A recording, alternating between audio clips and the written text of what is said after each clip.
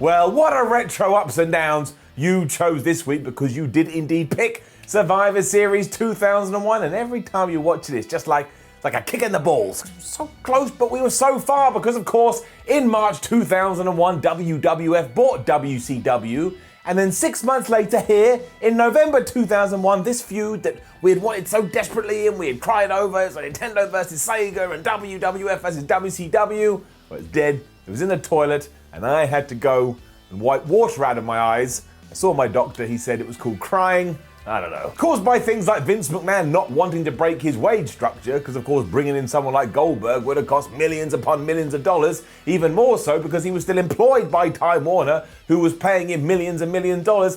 I think we know the real deal here. Let's just call a spade a spade. Deep down, Vinnie Mac was never going to put over these invaders because he loved the WWF, the World Wrestling Federation, and he felt annoyed and upset by what WCW had done. So now he had it all in his control in his hands. He was going to crash it. The real slap in the face is that the next night on WWE Raw, do you know who showed up? None other than Ric Flair. And do you also know how much better it would have been if the Nature Boy had been associated with the Alliance? If you're looking for an answer, it is much, much, much, much better. Although it also does highlight how nuts these contract situations were. We won't get into it too much, but because people within WCW were still employed because of their Time Warner contracts, WWF wasn't even sure if Ric Flair was going to be able to appear on that Raw only hours beforehand, because they were sat on the phone going, well, has it got the green light? Has it got the green light? And it did, but we're talking about by this much. Jerry Lawler also returned on that Monday night because, of course, the team of Jim Ross and Paul Heyman were broken up after the Alliance lost.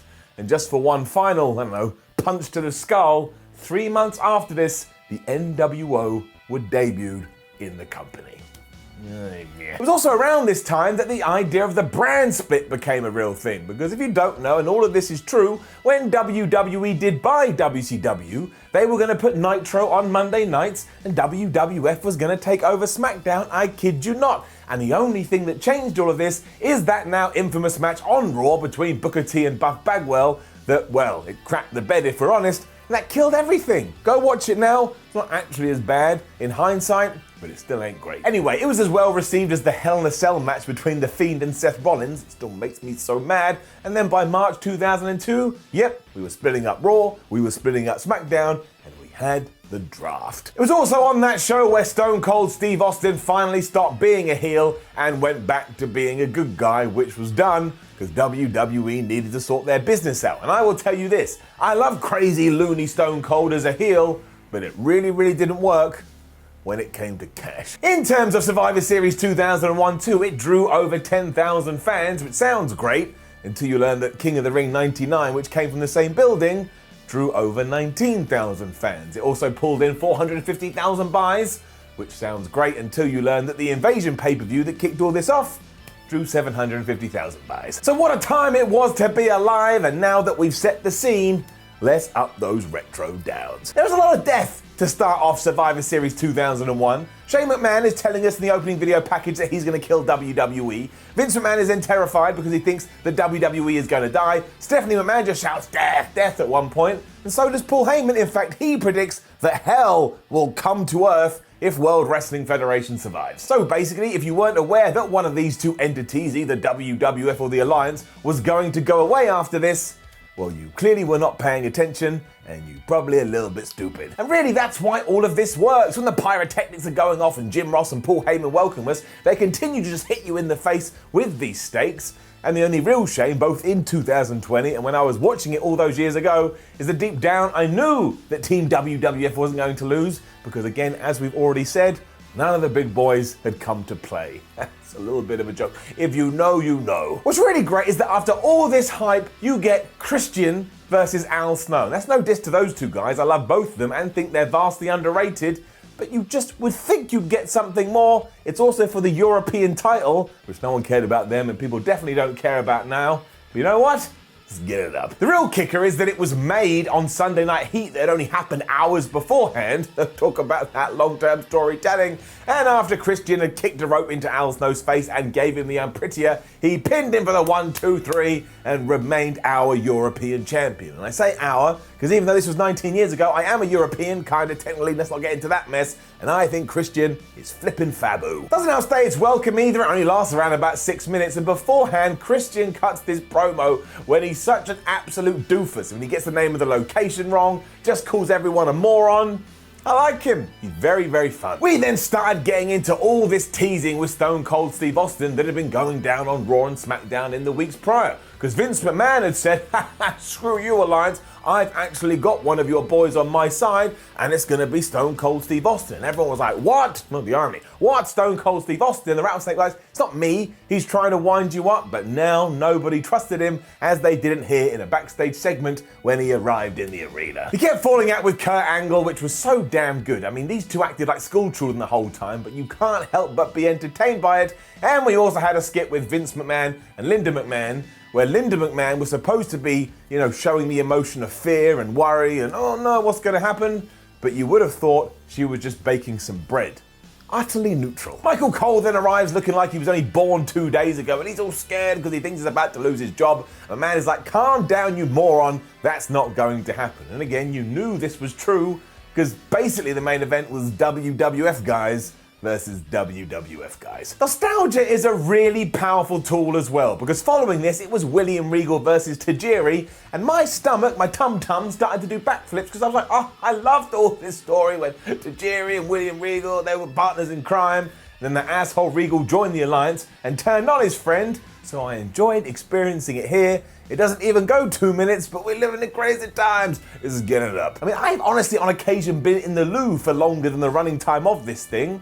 Maybe that's why it's so enjoyable. William Regal's nose is busted open within around about 30 seconds, which honestly around this time was happening week after week after week.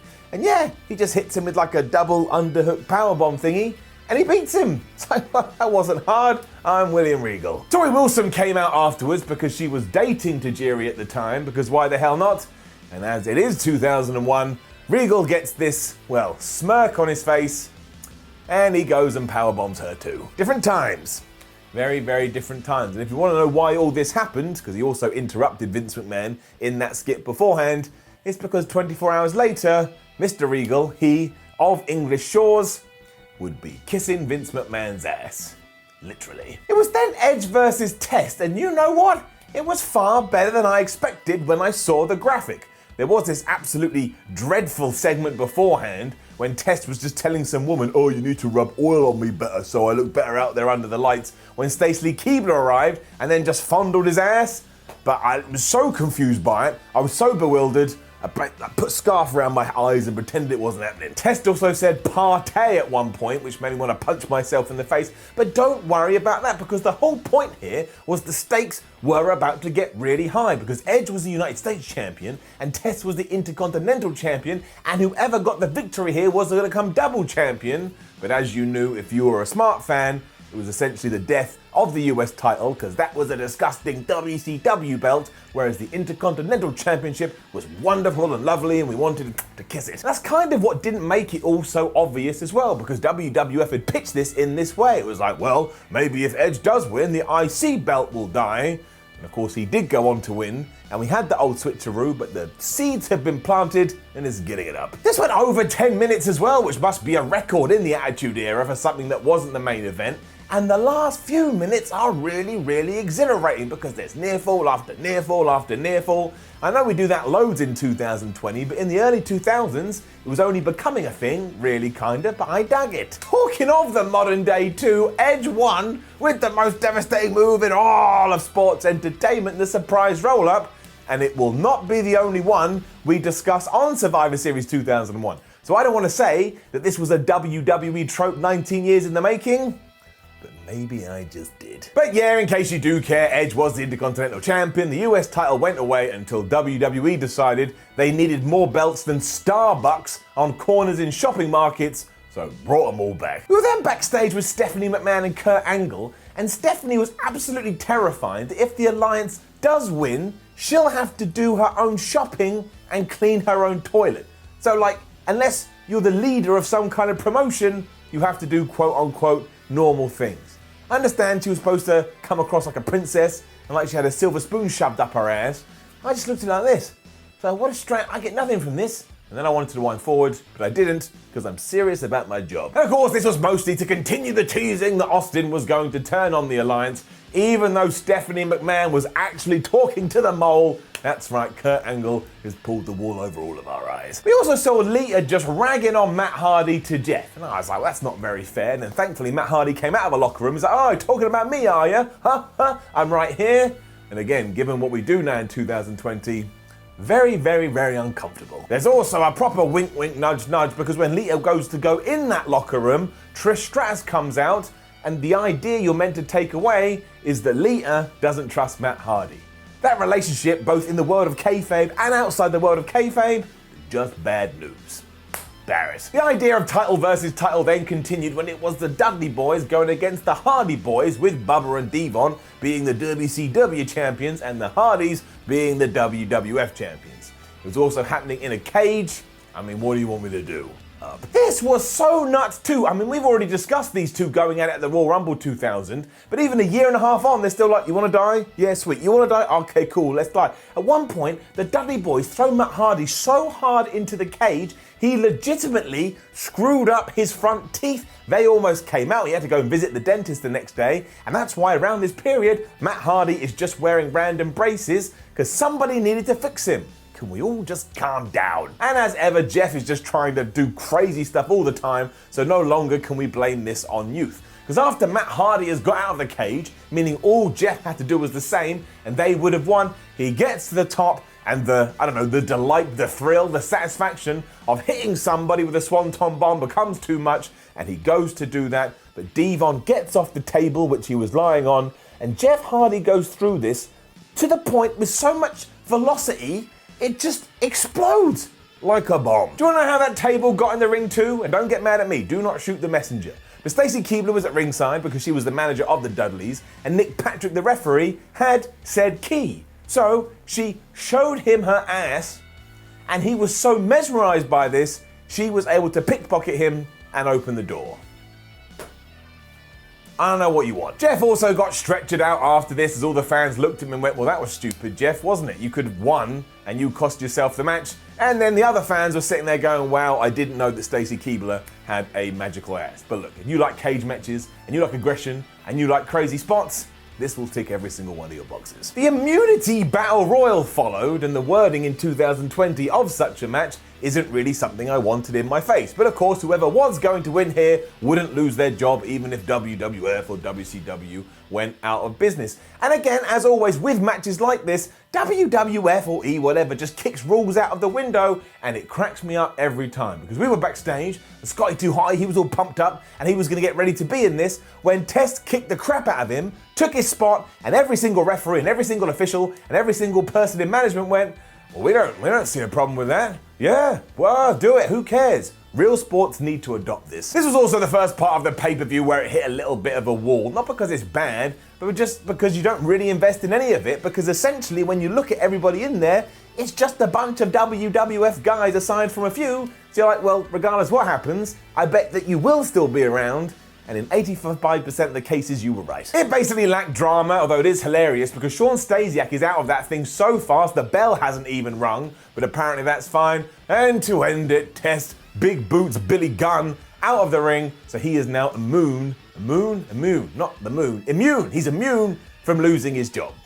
Down. More moaning backstage after this as Booker T is saying to Shane McMahon that he doesn't trust Stone Cold Steve Austin, and he did a very good point. Austin's catchphrase at this point was DTA, don't trust anybody, so why the hell were they gonna trust him? Shane McMahon calmed him down, but in terms of the smart rankings, Booker T smart, Shane McMahon dumb. Amazingly, WWE then had a 6-way women's match, and the reason it did shock me so much is that because in 2001, the only time you'd ever get females in the ring is for bra and panties. It was actually quite a nice surprise. Here though, Trish Stratus, Jacqueline, Ivory, Mighty Molly, Lita, and Jazz all fought it out, and I actually thought they had a pretty decent match, or at least I got into it, especially because it ends when Trish Stratus beats Ivory to become the women's champion, and you all know what happens from here in terms of the story of Stratusfaction. She goes all the way up, and when you go all the way up, you get an up. It's really good as well when Mighty Molly and Jacqueline are in there, and talk about wrong place, wrong time. If they were wrestling these days, they would tear it up. And if you're wondering who was the champion before this, well, the belt had been made vacant after China had left the WWE. And if you would like to know why China and the company weren't able to, shake hands on a deal, it's because China only wanted to wrestle men, and China also wanted to be paid, truth, the same amount as Stone Cold Steve Austin. Vince McMahon heard this and said nope.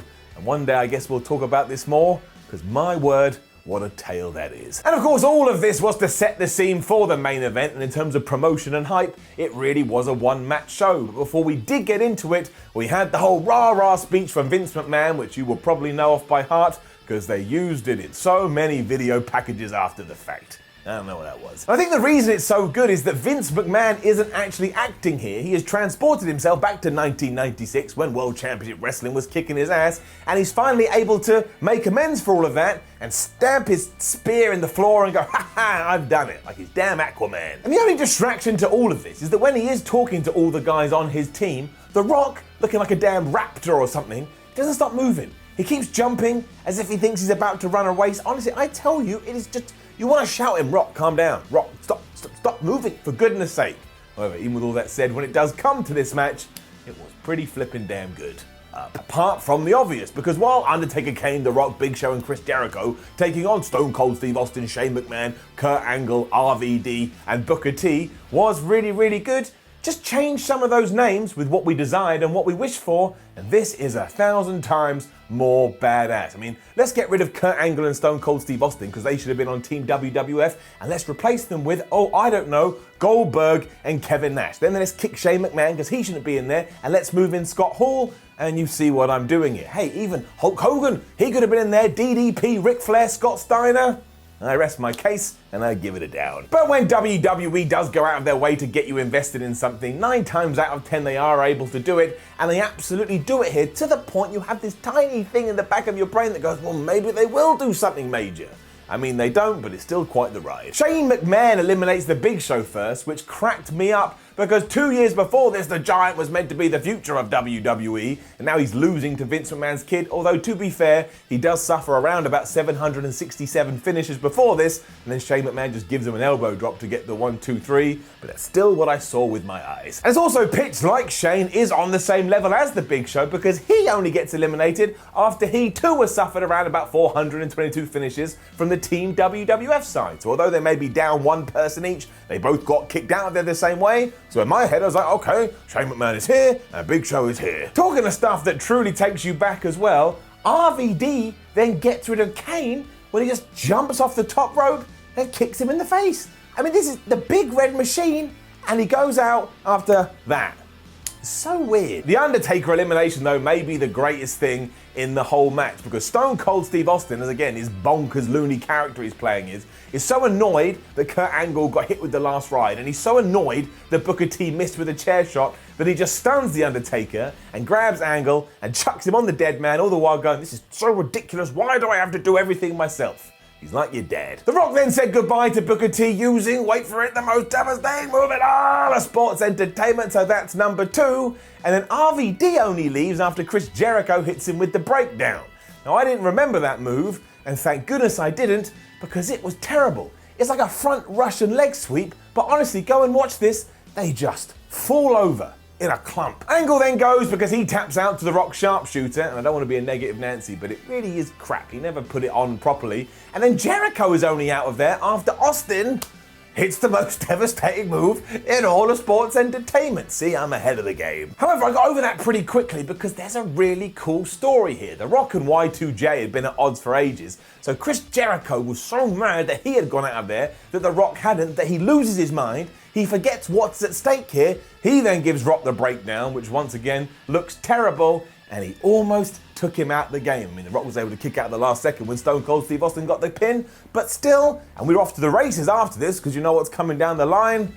Good stuff. There was also a damn close near fall after The Rock had given Stone Cold Steve Austin the stunner, but that damn Nick Patrick was out to pull Earl Hebner, the referee, out of the ring. And of course, because it is 2001, they're now doing it the other way around, and Stone Cold Steve Austin gives The Rock a rock bottom, which just like you're playing WWE 2K. Then it was time for the big reveal and what Vince McMahon had been teasing the entire time, and I've already ruined this because I told you earlier. But yes, Kurt Angle manages to come back in the ring. He picks up the WWF title, and everyone's like, oh no, he's gonna hit The Rock. He doesn't. He smashes Stone Cold Steve Austin. The Rock hits the rock bottom. 1, 2, 3, and thank goodness, thank everything, Team WWF is going to exist, whereas WCW and ECW, finally is dead. Now yes, the Kurt Angle stuff actually makes no sense if you give this any kind of time, because he spends the majority of this match either breaking up pins or helping his apparent enemies proceed forward in the match. But don't worry about that, it was done for a swerve,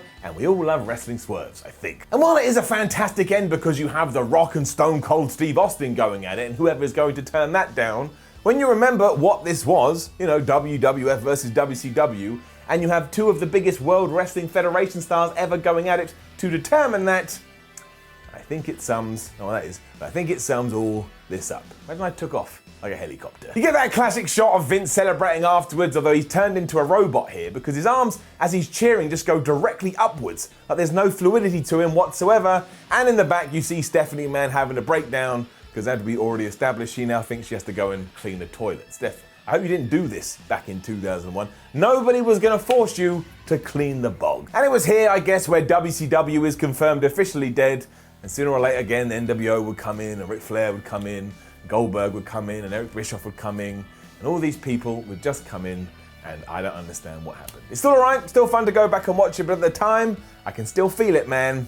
And it does not feel good. I will say though that I enjoyed this show far more than I thought I was going to, and again, while it does live or die by its main event, everything building up to it is alright by me, so overall, it's getting it up. Just to give you Dave Meltzer's star ratings as well, I'm filling in for flipping marks this week for many, many reasons we don't need to get into, but people say they like this, so we'll give it to them. Christian Al Snow got 2 3/4 stars. Seems a little unfair, I liked it. William Tajiri got 1.5 star. I mean, it did only go on for 2 minutes. Edge versus Test got 3.5 stars. I agree with that one. That crazy cage match got 3.25 stars. You may have beat yourself up, but you're not worthy of 4 stars. The Battle Royal got 1 star. I'm probably on board with that. 1 star for the women's match, a little unfair, and the main event got a whopping 4.5 stars. And yeah, I would agree with that too. It was a good Survivor Series elimination match. Now make sure you get in the comments and let me know what show shall we do next. The ones that get the most upvotes, they're the ones that go into a poll, so I am completely at your request. Then like the video, share the video, subscribe to What Culture Wrestling, head over to whatculture.com and read yourself some articles, follow What Culture on Twitter, What Culture WWE, and go back and watch more retro ups and downs. What have we done so far? I won't do this every week, I'll forget. Royal Rumble 2000, One Night Stand 2005, and Money in the Bank 2011, and SummerSlam 2013. My name is Simon from What Culture. Thank you as always for joining me, and I'll see you soon.